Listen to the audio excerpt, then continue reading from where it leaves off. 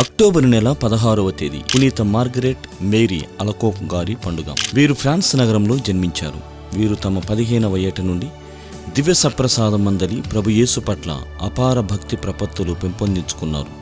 వివాహాన్ని తిరస్కరించి విజిటేషన్ కాన్వెంట్లో 1671లో ప్రవేశం పొందారు. తమ 25వ ఏట కన్యశ్రీగా మాటపట్టు స్వీకరించారు. 20 ఏళ్ల ప్రాయం నుండి క్రీస్తు ప్రభు తరచూ వారికి దర్శనమవుతుండేవారు. ఆ దర్శనాలలో ప్రభువు తన పవిత్ర హృదయం పట్ల భక్తిని వ్యాపింపచేయ వారికి ఒక సాధనంగా పనిచేయాలని కోరారు. ఒకసారి మార్గరెట్ మేరీ అలకోక్ గారు గాఢ ధ్యాన సముద్రంలో మునిగి ఉండగా క్రీస్తు కనిపించి తన గౌరవార్థం 9 శుక్రవారాలలో పవిత్ర ఆరాధన ఘడియలు పాటించాలని మరియు పవిత్ర హృదయ పండుగను స్థాపించి ఘనంగా కొనియాడాలని కోరారు. ప్రేమాగ్ని కురిపించే తమ హృదయం పట్ల గల నిందావమానాలు తొలగింపబడాలని ఆదేశించారు. ఆ ఆశయము కోసం తాను బహుగా ప్రయత్నించారు. కానీ ప్రభు దర్శనాలన్నీ కూడా నిజము కాదు అన్నట్లు అందరూ తమతో మాట్లాడారు. ఎన్నో ఇబ్బందులను ఎదుర్కొని ప్రభు దర్శనాలు యథార్థాలని ప్రకటించారు. యేసు పవిత్ర హృదయ పండుగను 1686లో తొలిసారిగా జరుపుకున్నారు. ఇలా మార్గరెట్ మేరీ గారి ద్వారా ప్రభు ఆశయం నెరవేరింది. సిస్టర్ మార్గరెట్ మేరీ గారు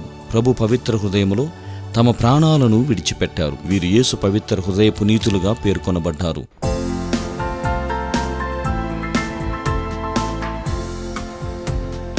పునీత మార్గరెట్ మేరీ అలకోక్ గారా